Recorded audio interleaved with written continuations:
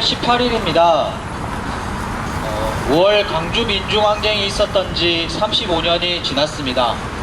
우리 역사를 돌아보면 정말 가슴 아프지 않은 역사 이런 것들이 없지 않았을 건데, 참 이 5월 광주는 또 우리에게 정말 많은 가슴 아픔과 많은 것들을 알려주고 있는 게 또 5월이 아닌가 생각이 듭니다. 그래서 이제 우리사회연구소랑 민권연대가 함께 이 광주민중항쟁 35년을 맞아서 이 세월호와 5.18 그리고 미국이라는 자담회를 준비를 했습니다. 이때 처음 주제로요, 우리가 이제 세월호 참사와 이 5.18 광주민중항쟁에 관련해서 이야기를 좀 해보겠습니다.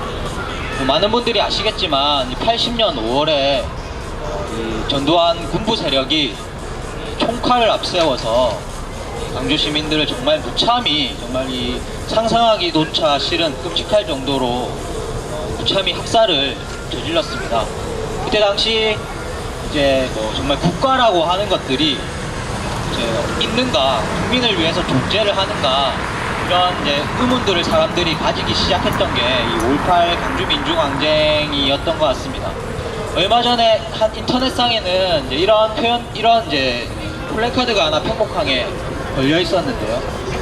5.18 엄마가 4.16 엄마에게 당신 원통함을 내가 아오, 힘내소, 쓰러지지 마시오, 이런 플래카드가 행복항에 걸려서 인터넷상에 많은 또 화제가 되기도 했었습니다.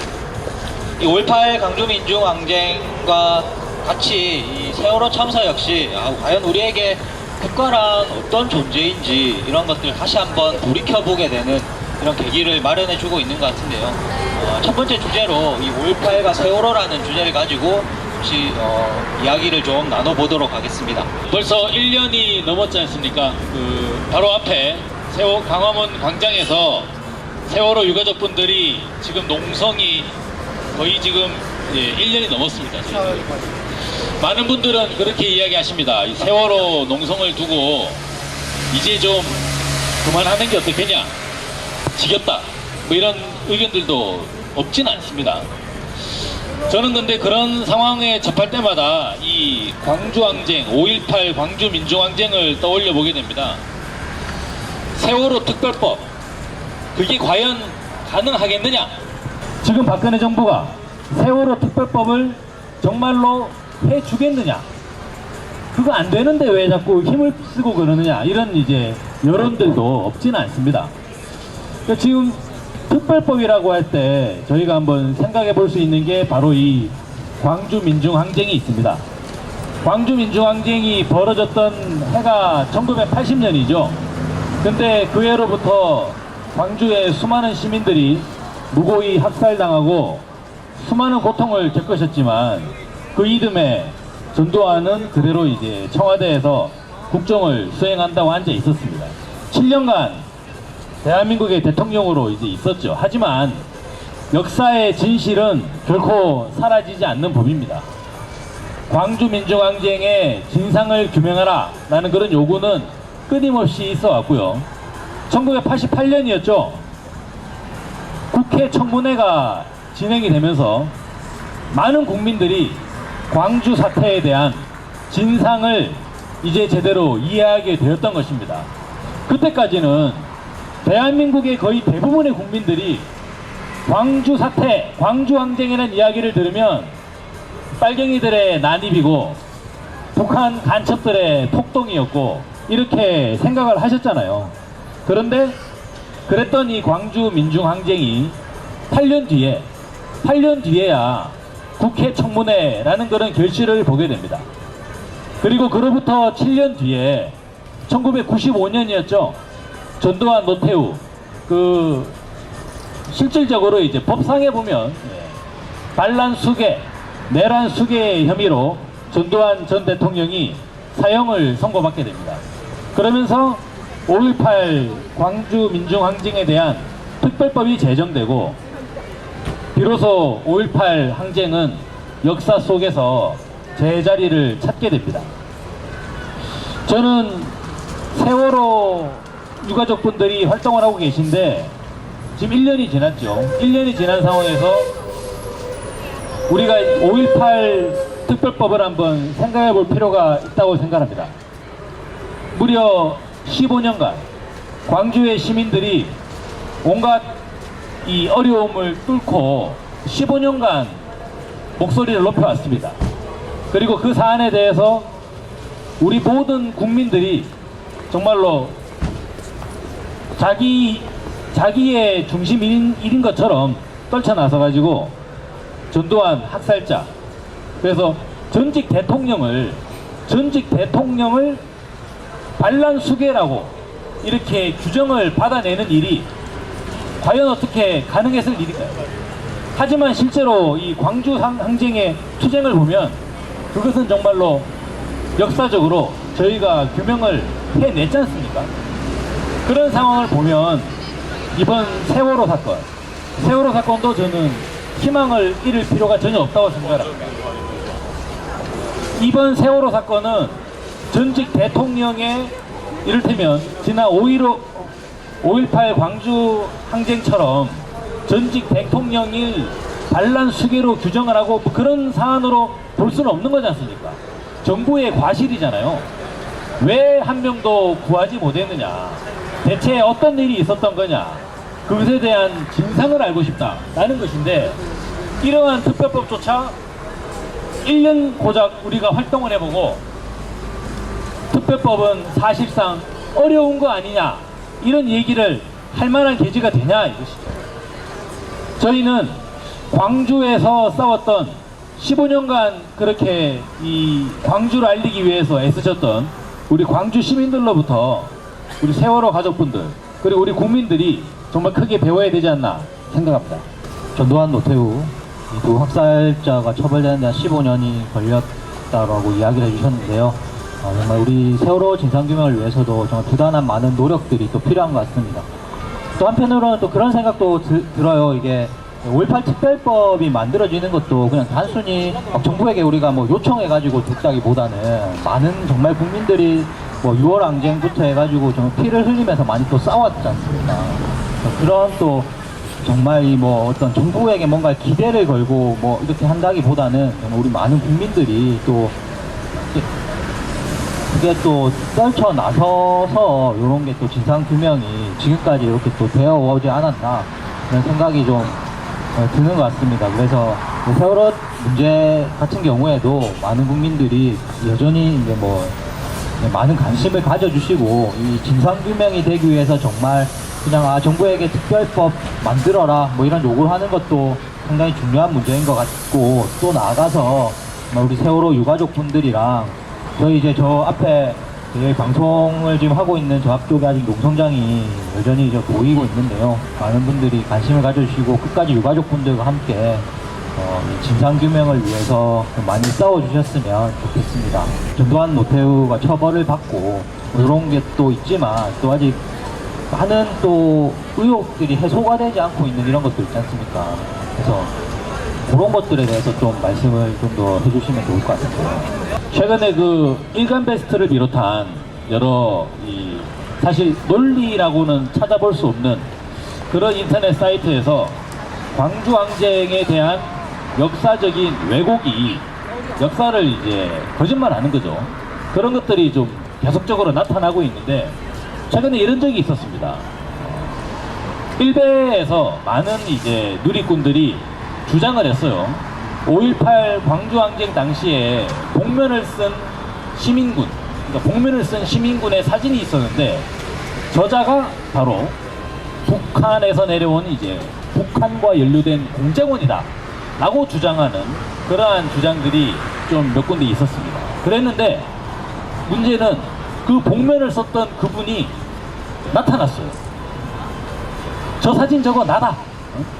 이러이러한 상황에서 그때 찍은 나고 저 옆에 있는 사람은 또 아무개다 라고 하면서 왜 나를 가지고 왜 우리들을 북한의 공작원이라고 하느냐, 철저히 이 법적 책임을 물어가지고 명예를 회복하겠다라는 그런 보도가 나오기도 했습니다. 그래서 최근에 보면 이명박 박근혜 정권의 집권과 더불어서 역사를 계속적으로 오른쪽으로 조금씩 오른쪽으로 계속적으로 돌려나가는 그런 모습들을 볼 수가 있어요. 그런데 사실 이미 다 이제 규명이 됐고 대한민국 법원에서 판결을 내렸지 않습니까? 전두환이 반란 수괴다 이런 이야기를 하면 무슨 저런 미친놈이냐 라고 하실 수 있는데 그거 저희 대한민국 법원에서 낸 판결이에요. 전두환 반란 수괴, 내란 수괴 혐의로 사형 선고 받았지 않습니까? 서울지방법원에서. 그런데 이러한 역사가 온전히 좀 규명돼야 되지 않을까 생각합니다. 네, 정말 아직도 이제 뭐 5.18 같은 경우에도 말씀해 주셨던 것처럼 규명해야 될 역사도 아직 많이 남아 있는 것 같습니다. 발포 명령을 도대체 누가 했는지도 아직 뭐 서로 이제 그때 당시 군 책임자들이 자기는 아니다 이렇게 이야기를 하고 있는 상황에서 도대체 누가 발포 명령을 내렸나 여기서부터 해서 보니까 이제 그 강주 이 공수부대들이 막 이 시민들을 학살하면서 자기들끼리 막 서로 죽이고 뭐 이런 경우들도 있었더라고요. 그러니까 작전 지휘 체계가 일관되지 못했고 뭐 이래저래 막 이곳에서 이런 명령을 내리고 저곳에서 저런 명령을 내리고 이런 사태들도 발생하고 했었는데 도대체 이거는 누가 이렇게 했었는지부터 해서 많은 진상규명의 과제들이 여전히 5.18 광주민중항쟁에서도 남아있는 것 같습니다.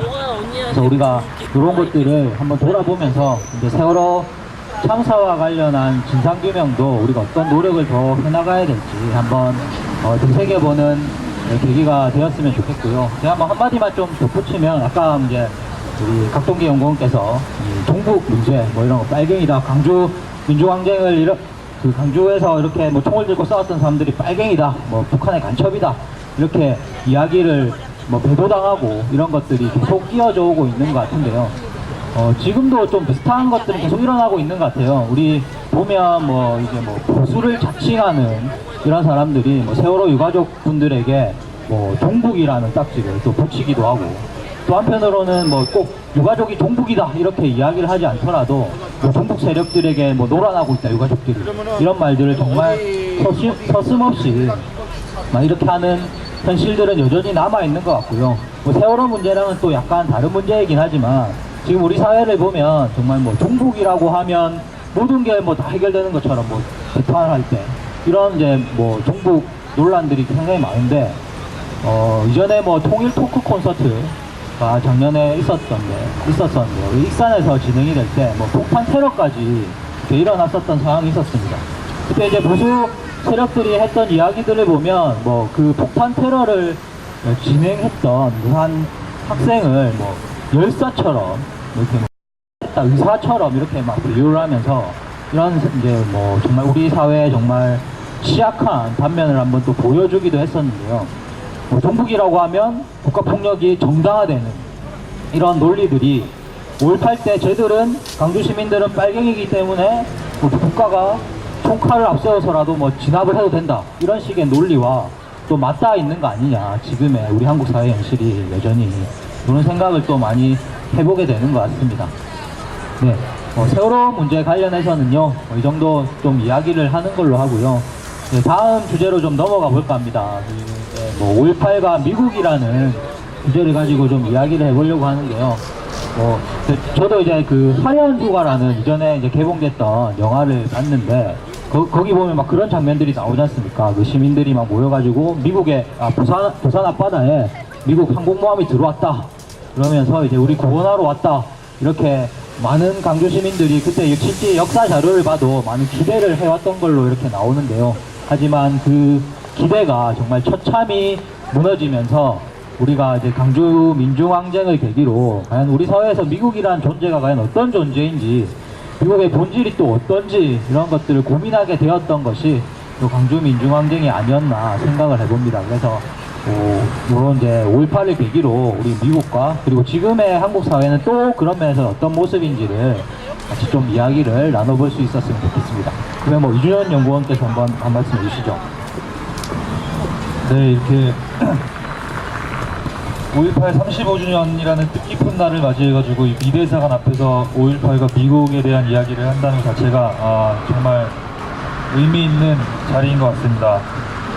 우선 아까 의혹에 대해서 5.18 관련된 의혹에 대해서 말씀하셨었는데 아직 사실 한국 정부에서 한국 특전사 공수부대 그리고 계엄군이 5.18 5.18 때 광주에서 어떤 만행을 저질렀는가 이런 거에 대한 부분들은 어느 정도 조사가 되었다고도 볼 수 있는데 실제로 미국과 관련된 부분 대원군의 이동과 공수부대 투입에 대해서 미국이 얼마만큼 알고 있었느냐 그리고 이 신군부의 화려한 휴가 작전에 대해서 미국이 승인을 해준 것이냐 아니면 신군부가 자의적으로 군대를 움직인 것이냐 이런 거에 대한 부분들은 아직까지도 크게 밝혀진 것이 없습니다. 미국에서는 신군부가 자의적으로 부대를 이동시켰다고 이런 식으로 주장을 하고 있는데 실제로 이것이 말이 안 되는 것이 그동안 수십 년 동안 미국이 한국에서 이 작전 통제권을 가지고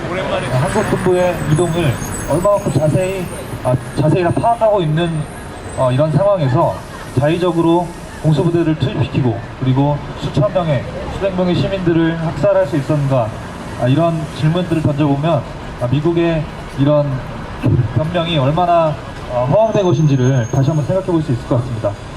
5.18 광주민중항쟁과 미국에 대해서 이야기할 때 먼저 저희가 5.18이 신군부 세력 그러니까 전두환과 노태우를 비롯한 하나회가 정권을 찬탈하기 위해서 벌인 국민 학살극이었다 이런 식으로는 알고 있지만 이 신군부와 미국 이들은 어떤 관계가 있었는지에 대해서도 다시 한번 살펴보면 좋을 것 같습니다.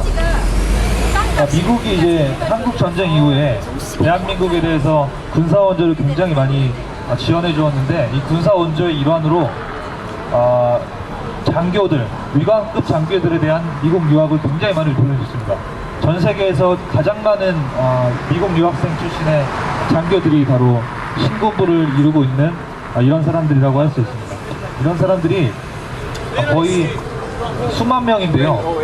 저희가 잘 알고 있는 5.18의 주역들, 하나회 세력들인 전두환, 노태우, 그리고 최세창, 장기호 이런 사람들이 다 미국 유학생 출신의 장교들이었습니다.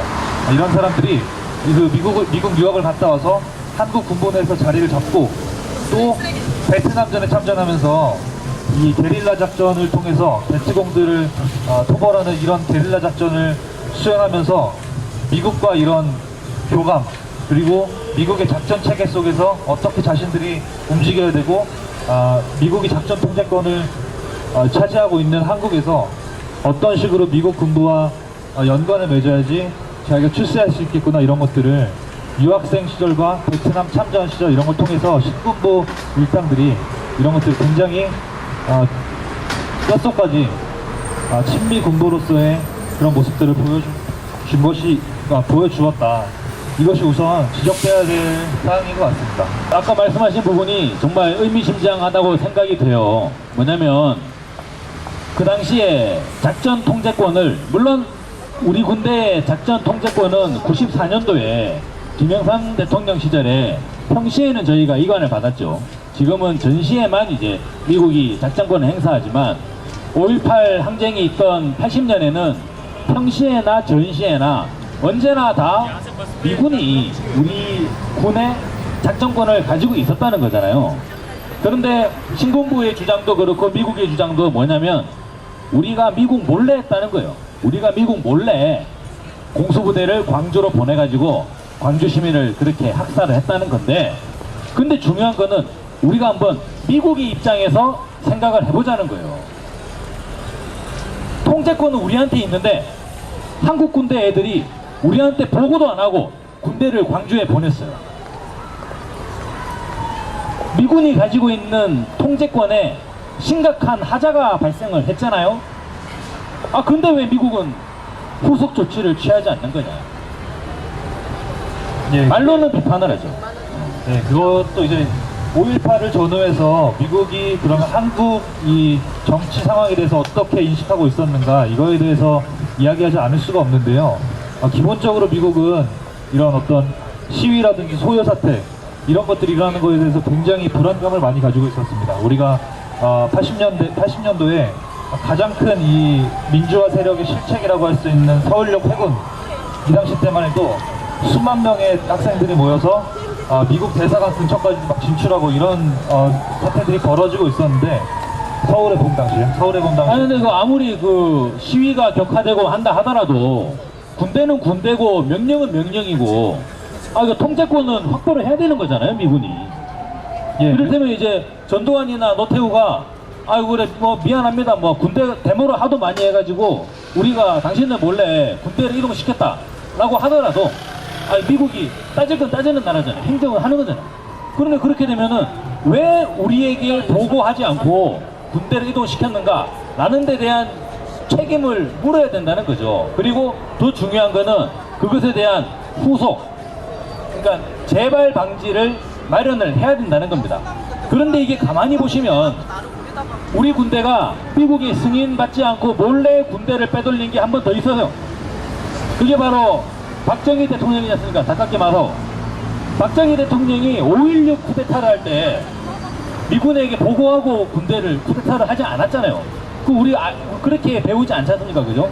그러면 1961년에 박정희 대통령이 5.16 쿠데타를 할 때 미군이 한번 알았다는 거죠. 이거 한국 군인들이 우리한테 보고하지도 않고 자기들끼리 군대를 빼돌려 가지고 쿠데타를 할 수 있구나 라는 걸 이미 한번 학습을 했다는 거예요, 미군이. 그런데 이번 80년에 전두환이 또 그랬다는 겁니다.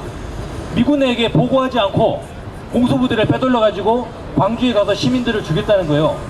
미국이 이거를 또 그냥 넘어가는 거는 아니지 않나요? 예, 그리고 이거 미국 몰래 했다고 볼 수가 없는 것이 미국은 그 당시에 다 알고 있었습니다. 그래서 이게 굉장히 이 부분이 중요한 부분인데 아직까지도 역사에서 밝혀지지 않은 부분입니다. 5월 16일에 그 미군 사령관이었던 위컴이라는 사람이 자기가 이 24단, 그러니까 광주로 투입되는 공수부대 24단을 작전 통제권 내에서 방출하는 것을 승인했다고 이렇게 나와 있거든요. 외교 전문에 보면. 그러니까 이것을 봤을 때 분명히 유혈 사태가 일어날 수 있다는 것을 알고 있으면서도 공수부대를 투입했다는 거. 그런 의도로 봤을 때 아까 계속 처음부터 말씀드렸지만 미국이 당시에 한국 정치를 어떤 식으로 끌고 가려고 했었느냐. 그러니까 박정희의 군사 독재 이후에 계속적으로 미국의 이익을 잘 실현해 줄 수 있는 새로운 군사 독재 정권을 만들려고 한 것 아니냐, 이런 해석들이 가능한 것이죠. 네, 뭐 아까 이제 좀 이 작전권 이야기도 하고 미국이 과연 알고 있었냐 이런 이야기들 조금씩 나눠봤는데요. 그리고 이제 그 이준영 연구원께서는 아까 좀 전에 이 신군부 세력, 전두환을 포함한 신군부 세력들이 참 이게 미국이 어떻게든 줄을 대려고 했던 세력들이다, 이렇게 이제 이야기를 좀 해주셨습니다. 근데 이제 또 우리가 좀 생각해 보면 이제 뭐 내가 쟤랑 무조건 친하다고 제 말을 무조건 또 다 듣고 뭐 이런 또 관계는 아니지 않습니까? 그래서 근데 구체적인 사항을 좀 아시는 게 있으시면 또 이야기해 주시면 좋을 것 같습니다. 미국이 이제 개입했던 이런 정황들이나 있으면. 미국이 5.18 당시에 공수부대 투입과 이동 그리고 진압에 대해서 알 수밖에 없었던 것이 전두환 신군부 세력은 79년 12.12 쿠데타 이후에 지속적으로 계엄군을 동원한 시위 진압작전에 대해서 훈련을 많이 합니다.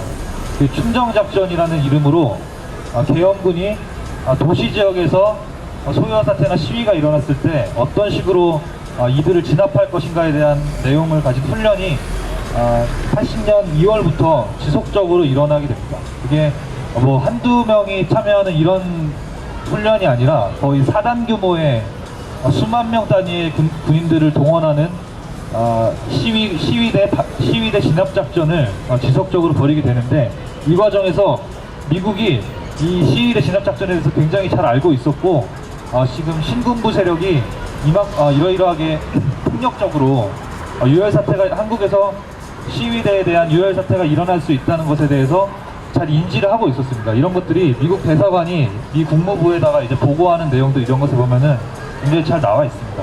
그래서 미군이 신군부의 폭력적인 진압에 대해서 충분히 예측할 수 있었고 근거가 있었음에도 불구하고 24단, 그러니까 전두환이 광주로 화려한 휴가로 보내는 그 사단의 이동을 승인했다는 것 자체가 이미 한국에서 유혈 사태를 미국이 알고 있었고 승인한 것과 다름없다, 이런 생각을 또 할 수 있고요. 화려한 휴가 아까 처음에 말씀하셨었는데 화려한 휴가에서 미국 항공모함이 이제 부산항에 들어온다는 것을 보고 광주 시민군들이 굉장히 환호를 합니다. 미국이 우리 도와주러 왔구나, 이런 것들이 있는데, 이것도 소위 50 청문회 때 밝혀진 사실이 있습니다. 그 당시에 하나의 일원이었던 이희성이라는 사람이 증언을 한 것인데, 이 코럴 CO, 미국의 항공모함이 들어왔을 때 신군부가 미국에게 요청을 한 것입니다. 그 코럴 CO가 이전에 진압작전 이전에 들어오게 되어 있었는데, 진압작전 시기와 딱 맞춰서 광주 도청을, 전남도청을 계엄군이 진압할 때, 그러니까 그때 가장 큰 유혈 사태가 있었던 마지막 날, 화려한 휴가의 마지막 날, 그 시간에 맞춰서 코럴 CO를 들여와 달라, 이런 식으로 신군부가 요청을 했고, 그것에 호응을 해서 미군 측에서 항공모함도 이렇게 들어온 것이다. 그러니까 전혀 잘못 알고 있었던 것이죠. 그러니까 시민군들은 미국의 항공모함이 들어오면 신군부가 겁을 먹을 것이다, 이렇게 생각을 하고 미국에 대해서 환호를 하고 있었는데, 실상은 그것이 아니라 신군부와 미국이 이미 교감을 가지고 있었고, 신군부의 진압작전 시기에 딱 맞춰서 코럴 CO가 들어오게 된 것이다. 이게 역사적인 사실이라고 할 수 있습니다. 이 광주 MBC에서 한 3년 전에 만들었던 이런 영상이 있더라고요. 거기 보니까 이제 실제로 이제 미국이 주한미 대사랑 미 국무부 차관이랑 이런 사람들이 뭐 해신을 서로 이제 서신 교환하는 내용들을 공개가 되어 있던데, 거기 보니까 실제로 이 공수부대들이 어떻게 어디로 이동하는지 뭐 다 알고 서로 이렇게 정보를 교환하고 있더라고요. 그런 문제들을 봐서나 이런 것들은 좀 미국과 뗄 수 없는 것 같습니다. 박동기 연구원께서 혹시 이 부분에 대해서 더 하실 말씀 있으신가요? 이준영 연구원의 말씀을 듣다 보니까 이런 생각이 드는 거예요. 전두환이 처음에 공수부대를 투입을 할 때 이것이 미군 사령관의 결재를 받아서 움직이는 거라면, 위컴의 이 결재가, 승인이 신군부에게 더욱더 기고만장한 힘을 실어줬겠다. 심리적으로 볼 때 미군 쪽에서 별 얘기가 없더라. 우리가 군대를 광주로 보낸다고 했는데 다 승인을 한다. 미국이 우리를 좋아한다. 미국이 전두환을 좋아한다. 라는 그러한 메시지 자체가 이 전체 광주 항쟁 과정에서 전두환 신군부의 무리한 진압, 무리한 대응을 실제로 야기한 하나의 원인이지 않나. 당시에 계엄군 사령관 측에서 명령을 낼 때도 아주 기고만장하게 강경 진압 명령을 내린 배경 중에 하나가 위컴 미군 사령관의 결재가 아닐까, 그런 생각도 드네요. 예, 그 신군부가 자신들이 광주에서 강력한 유혈 진압을 해도 미국이 괜찮을 것이다.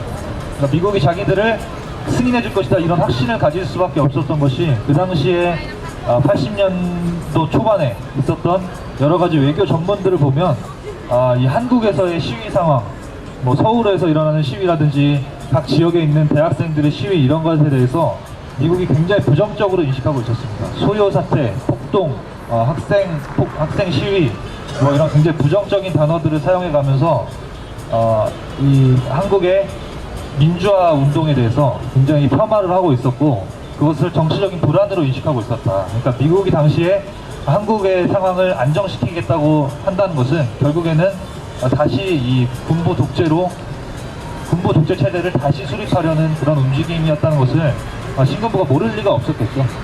그래서 충분히 이제 전두환 세력 같은 경우에는 자신들이 이렇게 강경하게 시범 케이스로 광주에서 유혈 사태를 일으켜도 미국으로부터 자신들이 승인받으리라는 이런 확신들을 가졌을 수 있습니다. 그게 이제 실제로도 전두환이 80년도에 다시 이제 통일주체 국민회의에서 대통령으로 이제 체육관 대통령이 선출이 되는데, 선출된 이후에 바로 이제 레이건의 초청을 받아서 미국으로 가서 여러 가지 미국과 친분을 과시한 이런 면모들을 보면 다시 확인될 수 있는 부분이라고 생각합니다. 야, 그러고 보면 우리 국민들이 정말로 이 실제 정치권의 내면을 알게 되면 하나의 좀 패닉 상태에 빠질 것 같아요. 왜냐면 우리 국민들은 거의 대부분 다 오늘날 전두환, 이른바 이제 그 학살자라고 하는 그 쿠데타 수괴, 전두환 대통령에 대한 뭐 인식이 대체로 부정적이지 않습니까? 그리고 또 일부에서는 또 미국에 대한 인식이 그렇게 부정적이지 않은 사람들도 있어요. 근데 가만히 보면 전두환의 친구가 미국이었다. 근데 또 이제도 생각을 해보면 노태우의 친구도 가장 친한 친구가 미국이고 김영삼 대통령의 친구도 미국이고, 근데 이게 또 노무현 대통령 시대로 오면 또 좀 아닌 것 같아요. 노무현 대통령 시대에는 부시 정부와 뭔가 좀 마찰이 있었고, 그 이후에 보면 이명박 대통령으로 들어오면 또 미국과 찰떡공조를 보이고, 박근혜 대통령도 미국과 찰떡공조를 보입니다. 요즘에 또 젊은 분이나 이런 분들을 보면 박근혜 정부에 대한 좀 약간 거부감을 가지고 있는 청년들이 많이 계신데, 그런 분들 중에 또 상당수는 오바마 정부에 대해서는 또 호감을 가지고 있어요. 이야기가 자연스럽게 이제 광주 80년 5월 이후 그런 이야기들이 조금씩 나오고 있는데요. 그래서 좀 약간 주제를 좀 바꿔서 현재에 대한 이야기를 좀 해봤으면 좋겠습니다. 지금이 이제 우리가 5.18을 계기로 우리 한국 사회 현실을 조금 더 좀 잘 이해하기 위한, 그리고 광주 5월 광주는 우리에게 어떤 지금도 이야기를 하고 있는지에 대한 것도 좀 살펴보는 자리니까요. 그러니까 아까 뭐 이주연 연구원도 말해줬던 것처럼 이후에 이제 미국이 레이건 정부가 들어서고 레이건 정부가 전두환을 초청하지 않습니까? 그러면서 정말 우리 국민들이 이게 뭐 항공모함, 아까 말씀드렸던 항공모함이 문제뿐만 아니라 레이건 정부가 어떻게 광주 학살을 저지른 저런 이제 전두환을 정상회담 하는 것처럼 이렇게 초청해서 뭐 회담을 가질 수 있냐, 이런 걸 계기를 통해서 또 한번 미국에 대한 이런 본질이랄까요, 뭐 이런 것들 좀 더 철저히 느낄 수 있는 이런 계기가 되었던 것 같은데요. 이 80년 광주 이후에 우리 국민들이 좀 어떻게 미국에 대한 인식들이 변화해 왔고, 그리고 지금 상황에서 우리는 좀 미국이 과연 우리에게 어떤 의미를 가지고 있는지에 대해서 약간 좀 이야기를 해보고 이 자리를 좀 정리를 할까 합니다. 기본적으로 미국이라 얘기할 때 미국 정부와 미 행정부와 일반 미국인들은 우리가 좀 따로 보는 거죠. 지금 우리가 미국이라고 하는 거를 일반 미국 사람들, 이를테면 뭐 옆에 있는 리처드나 뭐 스티브까지 전부 다 같이 이제 미국이면 미국의 상원명이 다 나쁘다는 거냐, 그런 말씀은 아니고요. 미국의 행정부를, 연방정부를 이야기하는 것이죠. 왜냐면은 한미 관계에서 주로 우리나라 그리고 우리 국민들에게 영향력을 끼치는 세력이 미 행정부이기 때문에 그렇습니다. 그럴 때 누구나 당연히 생각할 수 있는 논리가 있잖아요.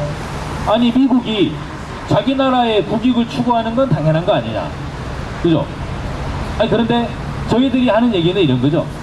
자기 나라의 국익을 추구하더라도, 아무리 그러더라도, 아니 뭐 장사판에도 상도가 있는 거고 사람 사는데도 법도가 있는 법인데, 국제사회에서도 어떤 최소한의 논리와 예의는 갖춰야 되는 거 아니냐, 이런 거죠. 아무리 미국 입장에서 생각할 때 전두환 정부가 마음에 든다고 쳐요. 마음에 든다고 치더라도, 아니 그 시내에다가 공수부대를 풀어가지고 사람들을 때려잡는데 그 정부에다가 불러다가 악수를 하고 정상회담을 하고, 그런 건 좀 아니지 않습니까? 아무리 그래도. 아니 그 미국 사람들은 맨날 틈만 나면 자유를 이야기하잖아요. 개인의 자유를 이야기하는데, 개인의 자유를 그렇게 억압을 했던 전두환 정부를 매우 축하해 마지 않았다. 아니 정말 하나의 충격이죠. 그리고 또 지금의 오바마 행정부도 어떻습니까? 오바마 행정부 스마트 외교라고 하면서 아시아의 의견을 귀 기울여 듣겠다 라고 이야기하고 있잖아요. 그런데 신기하게도 소통이 안 된다는 이 박근혜 정부와는 정말 찰떡공조를 보이고 있어요. 박근혜 대통령, 과연 소통이 안 되는 건가요? 왜 대한민국하고는 소통이 안 되고 워싱턴하고는 소통이 그렇게 잘 되는지 정말 이해할 수가 없어요. 이런 면을 볼 때 우리가 미국 행정부에 대해서, 미국 정부에 대해서도 할 말은 해야 된다. 오바마 대통령이 노벨 평화상을 받았다고 하지만 제발 그 노벨 평화상 값을 좀 하셔야 된다. 따지고 보면 세계 평화, 세계 비핵화를 외상으로 노벨 평화상을 받은 거지 않습니까? 아, 그렇다면 값을 해야 되지 않느냐? 우리가 한미동맹이 있고 동맹이 있다면 한미동맹이라고 해서 우리 정부에 대해서만 이야기할 게 아니라 동맹이잖아요, 동맹. 그러면 우리 국민들도 미국에 대해서 할 말 할 수 있어야 된다. 그리고 그런 대통령을 뽑아야 된다 라고 생각합니다. 왜? 미국 대통령은 우리나라 와가지고 자기 할 말 다 하잖아요. 아, 그럼 우리도 워싱턴 가가지고 우리 할 말을 해야 되지 않느냐, 그런 이야기입니다. 그런 의미에서 미국이라는 나라의 실상을 보여준 사건으로서 5.18 광주민주항쟁이 또 큰 의미가 있다고 생각합니다. 당시에 아까도 말씀드렸다시피 광주의 시민군까지도 미국이 우리를 도와주러 왔다 이렇게 생각할 정도로 대한민국은 친미국가였습니다. 친미국가였지만 이 5.18 광주민주항쟁을 통해서 그 당시에 시민군들이 흘린 피해 진상을 규명하는 과정에서 미국이 어떤 나라인지에 대해서 다시 한번 드러난 사건이 바로 이 5.18 광주민주항쟁이 아니었나 이런 생각이 듭니다. 그리고 이 광주에서의 희생과 그리고 80년대 대학생들이 열심히 싸우면서 이야기했던 미국의 실체 그리고 반미 시위 이런 걸 통해서 미국의 진상이 지금까지 우리가 알고 있는 것처럼 드러나게 되었고 앞으로도 정말 우리가 제대로 된 나라를 만들기 위해서는 꼭 이 한미 관계를 제대로 풀어야 되고 대미 관계에 있어서 자주적인 태도를 가지는 것이 중요하지 않나 이런 생각을 할 수 이런 말과 이런 생각을 할 수 있다는 것 자체가 광주로부터 우리가 지고 있는 빚이 아닌가 이런 생각이 듭니다. 최근에 이제 아베 총리, 일본의 아베 총리가 미국 가가지고 이제 정상회담 했지 않습니까? 그래서 이제 자위대가 어느 세계 어느 곳에서 이제 갈 수 있는 이런 이제 권한을 미국으로부터 이제 승인받는 이런 일도 있었고, 계속 이제 미국은 우리나라랑 일본이랑 뭐 군사협정을 맺으라고 계속 이렇게 막 압박을 하고 있습니다. 그런데 이제 일본은 우리나라에게 아무런 과거사에 대한 반성조차 없고 오히려 더 떳떳하게 또 왜곡하고 역사를 왜곡하고 이러고 있는 상황인데도 불구하고 미국은 우리에게 계속 일본하고 친하게 지내라, 정상회담 해라, 뭐 심지어 군사동맹까지 이렇게 이야기를 하고 있는 상황이잖아요. 한편으로는 일본 손을 들어주면서 막 자위대 권한을 막 높여주고 있는 이런 상황입니다. 이런 현실을 봤을 때 80년 광주에서 이 미국이 전두환 군부를 생각하고 우리 국민들을 어떻게 생각했었는지 이런 거랑 지금 미국이 자국 국익을 위해서 우리 이 한반도를 우리 정부를 우리 국민들을 어떻게 생각하고 있는지가 이렇게 참 오버랩되면서 여전히 변한 게 없구나 이런 생각을 많이 해보게 되는 요즘인 것 같습니다. 5월 18일 35주기입니다. 좀 지나가는 서울 시민분께 한 가지 제안을 드리면 저희 옆에 좀 자그마한 사진전을 하나 개최를 하고 있습니다. 지나다니실 때 버스를 기다리실 때 한번 같이 보시고 오늘 35주기 5.18 광주민주항쟁을 한 번쯤 가슴속에서 생각해 보시길 부탁드리겠습니다. 세월호 참사에 대한 문제, 진상규명에 대한 문제는 여전히 현재 진행형입니다. 그리고 우리에게 미국이란 어떤 존재인지는 우리가 계속 되묻지 않을 수밖에 없는 이런 이제 또 상황이 지금의 현실인 것 같습니다. 제가 끝으로 이런 생각을 하나 또 들더라고요. 이전에 중국 주도로 AIIB라고 하는 것들을 만들었어요. 그래서 아시아 지역에 이 인프라 투자를 하기 위한 이제 경제 기구를, 국제 기구들을 이렇게 만든다고 이야기를 했었습니다. 다들 아시겠지만 이제 중국하고 미국이 좀 약간 패권을 가지고 막 싸우고 있잖아요. 그런데 저도 좀 놀랐는데 영국 같은 나라들이 우리 정말 미국의 가장 친한 우방 이렇게 하면 영국을 이렇게 꼽을 수가 있는데 영국도 미국과 한마디의 상의 없이 중국 주도의 이런 국제기구에 가입을 하더라고요. 근데 이게 너는 반미주의자나 친미주의자나 이런 문제가 아니라 앞으로 우리가 세계 질서가 정말 미국 중심의 일극 체제에서 많이 다변화될 수밖에 없는 형국으로 점점 흘러가고 있는 시점에서 우리가 과연 정말 미국에게만 의존하고 있는 이런 외교 관계나 이런 것들이 과연 우리 오늘 어떤 의미를 가지고 있는지, 결국에 그런 것들이 지금의 미일 정상회담 같은 것으로 돌아오고 있는 건 아닌지 이런 고민들을 좀 해봐야 되는 시기라고 생각이 들고요. 그런 가장 첫 출발이 우리 역사에서 이 5.18 광주 민중항쟁이 아니었나 하는 생각을 해봅니다. 뭐 오늘 이제 광주 민중항쟁이 일어난 지 35년이 흘렀습니다. 그래서 많은 국민들이 다시 한번 이 광주를 다시 한번 또 기억해 주시고 그 역사적 의의를 다시 한번 되새겨주는 날이 되었으면 좋겠고요. 그런데 좀 기여하는 데 있어서 오늘 토론회 자리가 자그마한 기여하는 이런 자리가 또 되었으면 좋겠습니다.